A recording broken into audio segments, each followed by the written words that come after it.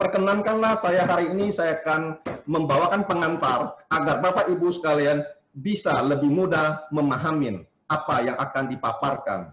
Dan sebelumnya saya akan memutar saya akan paparkan apa yang akan saya paparkan agar Bapak Ibu lebih mudah memahami. Nah, kita mulai dengan global pandemic COVID-19. Ini ada dari WHO 12 Maret 2020 mengatakan COVID-19 berasal dari Wuhan dan diumumkan di tanggal 31 Desember 2019 dan diketahui pertama kali menyebar ke Thailand pada 13 Januari, terus ke Jepang pada tanggal 16 Januari, ke Amerika 21 Januari, ke Prancis 24 Januari, ke Union Arab Emirates pada 29 Januari, ke Afrika pada 25 Februari, dan Indonesia mengumumkan kasus pertama pada 2 Maret 2020, dan saat ini 216 negara terinfeksi oleh COVID-19. Nah, kalau kita melihat bahwa update tanggal 11 Oktober, kasus seluruh dunia telah mencapai 37.467.892 dengan jumlah kematian 1.077.495 dan yang telah sembuh 28.112.552. Kemudian kita melihat di sini adalah 13 negara dengan populasi terbesar di dunia sesuai urutannya. Nomor 1 adalah China dengan populasi 1,4 miliar. Dan total kasusnya 85.557. Dan hebatnya untuk new casesnya, kasus baru per hari ini hanya 21 tambahan. Total kematian 4.634 dan yang telah recover 80.705.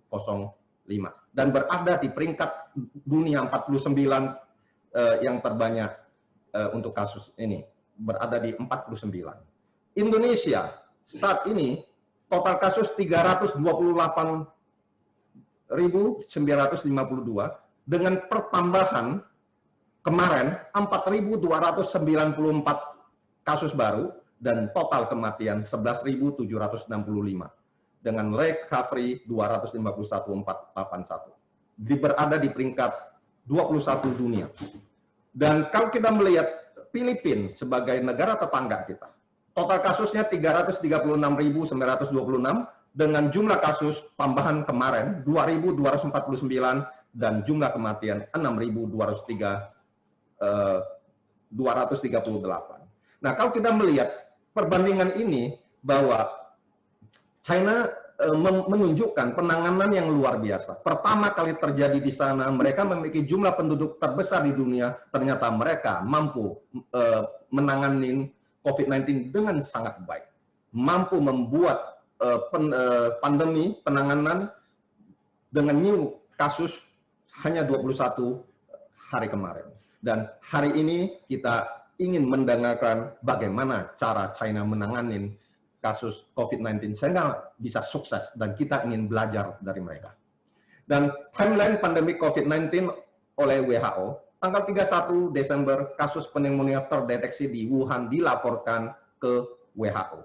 Dan 11 Januari, media China melaporkan kematian pertama pasien COVID-19. 12 Januari, langsung WHO membuat manajemen wabah penyakit baru. 13 Januari, protokol pertama uji real-time PCR dibuat. Dan 20 Januari, panduan perawatan di rumah untuk pasien terduga COVID-19. 22 Januari, penularan COVID-19 dari manusia ke manusia diumumkan oleh WHO. Dan 11 Februari, WHO memberi nama virus namanya COVID-19. 29 Februari, karantina individu untuk menahan penyebaran COVID-19 diumumkan oleh WHO. Dan 12 Maret, WHO mengumumkan bahwa ini merupakan global pandemic COVID-19. Dan 2 April, WHO mengumumkan penularan dari orang tanpa gejala dan pragejala, serta 11 April membuat draft landscape vaksin COVID-19. 16 Juni, WHO mengumumkan bahwa dexamethasone dan corticosteroid bisa dilakukan untuk mengatasi pasien kritis COVID. 17 Juni, hidrokloroquine, WHO mengumumkan pilkina atau hidrokloroquine tidak menurunkan angka kematian pada pasien COVID-19. Dan 9 Juli, penurunan kontak droplet dan juga airborne melalui udara serta oleh mother to children dan lain-lain. 2 September, WHO membuat panduan peran kortikosteroid untuk COVID-19. Dan tanggal 8 Oktober, 2 hari yang lalu, WHO mengumumkan sudah 171 negara menandatangani untuk program COVAX. COVAX adalah program bagaimana mengumpulkan vaksin, memonitor semua negara yang tergabung dalam COVAX, dan nanti vaksinnya akan didistribusikan ke seluruh dunia secara adil. Kemudian kita melihat COVID-19 terdiri dari 3 fase. Fase pertama, waktu masuk infeksi, kemudian 5 hari inkubasi, masuk timbul gejala 7 hari. Kalau sembuh, selesai dia sembuh, bisa masuk rumah sakit, bisa mengalami acute respiratory disease syndrome, yaitu sesak napas yang hebat dan harus masuk ICU. Dan pada data statistik, setelah infeksi 80% akan sembuh karena imun sistem tubuh sukses, 20% masuk rumah sakit, dan 2-5% akan mengalami kematian. Dan resiko coronavirus untuk risk faktornya adalah cardiovascular disease, 10%, 10,5% yang menderita COVID akan meninggal karena kalau ada kardiovaskuler, diabetes 7,3%, chronic respiratory disease 6,3%, high blood pressure abnormality 6%, cancer 5,6%, dan no existent condition 0,9%. Nah, ini ada gejala-gejala dari COVID-19, ada demam lebih dari 37,22 derajat Celcius, batuk kering, nafas pendek, sulit bernafas, kelelahan, otot atau sakit tubuh, nyeri otot, sakit kepala, kehilangan rasa bau atau bau baru, sakit tenggorokan, hidung tersumbat atau berair, mual, muntah, dan diare. Dan kemudian, ini adalah gejala lain COVID-19 yang telah diumumkan oleh melalui Journal of Neurology, International Journal, bahwa COVID-19 menyebabkan gangguan sistem saraf pusat dan perifer. Kemudian bisa menyebabkan encephalopathy, encephalitis, meningitis, ischemic, dan hemorrhagic stroke, kerusakan indera penciuman, dan juga indera pengecap, nyeri otot. Bahkan dikatakan COVID-19 bisa juga menyebabkan kegagalan fungsi berbagai organ tubuh seperti paru-paru, ginjal, dan jantung. Jangan heran mendadak gagal ginjal dan jantung, termasuk sistem saraf pusat, saraf tepi, serta menyebabkan hiperinflamasi dan hiperkoagulasi. Dan kemudian gejala lain ada ruam pada kulit, gatal-gatal pada jari kaki yang saat ini dikenal sebagai jari kaki COVID-19. Kemudian ada satu hal yang sangat penting, ada yang disebut happy atau silent hypoxia, yaitu kerusakan pada saraf yang mengantarkan sensor sesak ke otak. Karena mengantar sensor sesak ke otak terganggu, maka otak tidak dapat memberikan respon dan tak mengenali bahwa telah terjadi hipoksemia atau kekurangan oksigen dalam darah. Sehingga ini bahaya sekali. Tahu-tahu penderita sudah sesak dan tidak tertolong karena mereka tidak tahu telah terjadi hipoksemia akibat kerusakan saraf. Ini adalah cara diagnosis COVID-19. Ini yang saya ingin sampaikan, bahwa sering masyarakat rancu, apa itu swab, apa itu rapid test, swab test. Padahal swab itu PCR termasuk swab, dilakukan swab, karena swab ada istilah cara mengambil sampel. TCM juga swab, TCM adalah tes cepat molekul, kemudian antigen juga swab. Nah, PCR hasilnya positif atau negatif, TCM positif negatif, antigen reaktif atau non reaktif, dan yang Keempat ada antibody, reaktif dan non-reaktif. Kemudian orang mengatakan rapid test. Rapid test yang mana? Karena antibody juga rapid test, antigen juga rapid test, TCM juga rapid test. Jadi sekarang kita harus mengatakan tes apa? Tes RT PCR atau tes antibody. Jadi jangan mengatakan rapid atau swab karena akan rancu. Nah, kita lihat bahwa swab itu mengambil dari nasofaringel dan osofaringel, kemudian basis pemeriksaan ada antibody, ada antigen, PCR, seperti itu. Nah, ini yang harus benar-benar diteliti. Ternyata bahwa saat baru pertama kali infeksi, bisa terjadi PCR-nya bisa false negatif, negatif palsu. Kemudian muncul simptom seperti tadi, seperti itu, sampai hari ke-15. Kemudian setelah selesai, dites lagi PCR bisa negatif. Jadi kalau salah tes PCR waktu infeksi baru mulai atau setelah selesai, bisa negatif seolah-olah pasien ini tidak pernah terinfeksi COVID-19. Dan false negatif ini bisa juga bermacam-macam sebab. Ada pre-analytical factor, jadi sebelum dianalisa di laboratorium dan ada waktu di laboratorium. Misalnya sebelum ke laboratorium, pengambilan spesimen yang tidak benar, handlingnya nggak benar, transport dan storage penyimpanannya yang tidak benar, dan lain-lain.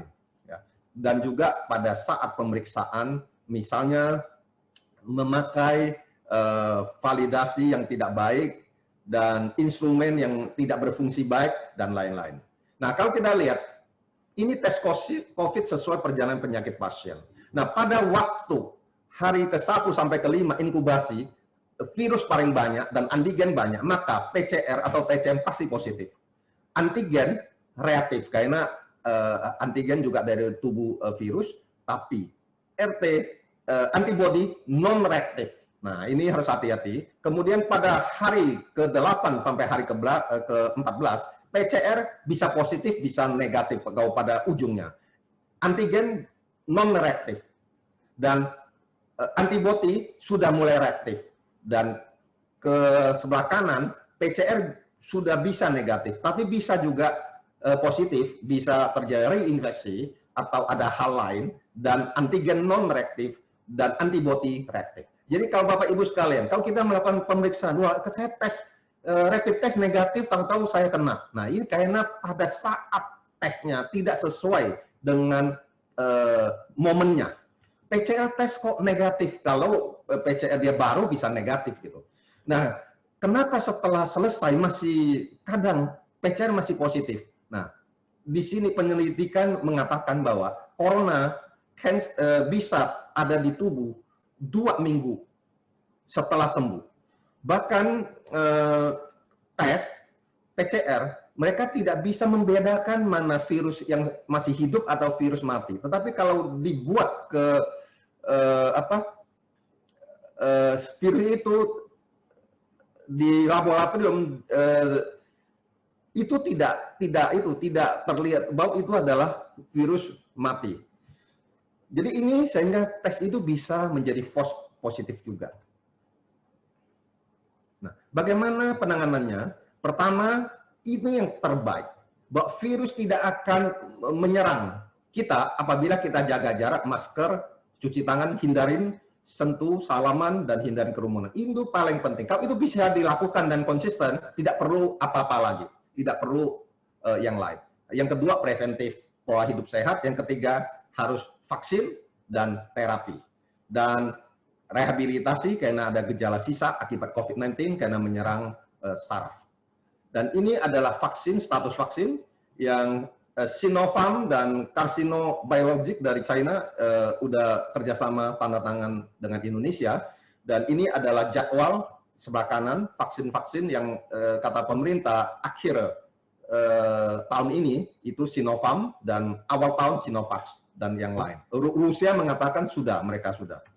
Nah, ini adalah rekomendasi untuk pengobatan untuk COVID-19.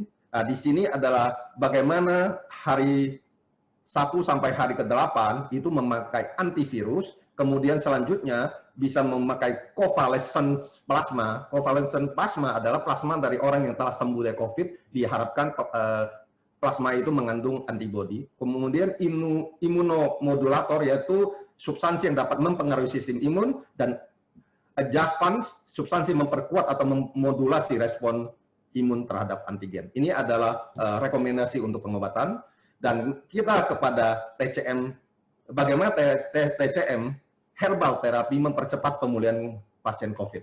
Kita melihat dari berita bahwa Wuhan Hospital report effectiveness of treatment with traditional Chinese medicine.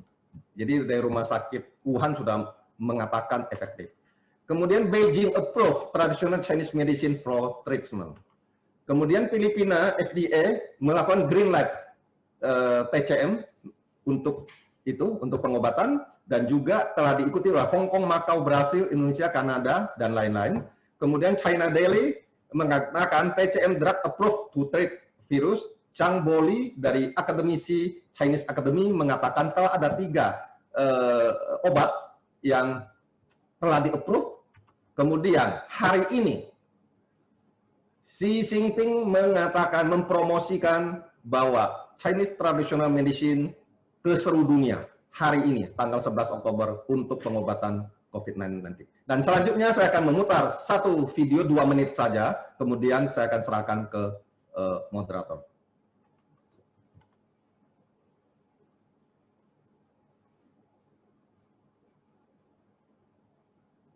Pandemic is a word that, if misused, can cause unreasonable fear, leading to unnecessary suffering and death.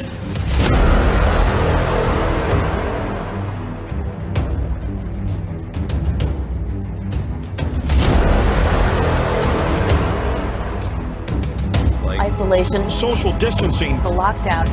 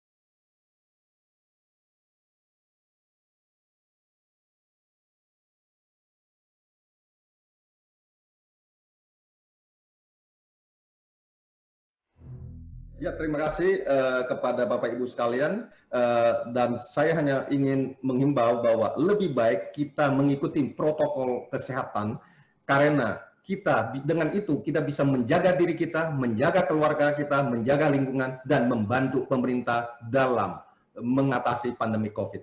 Terima kasih, selamat sore, salam sehat bagi kita semua, salam Indonesia. Dan saya kembalikan kepada moderator kita, Bapak Ricky Suharlin. Terima kasih.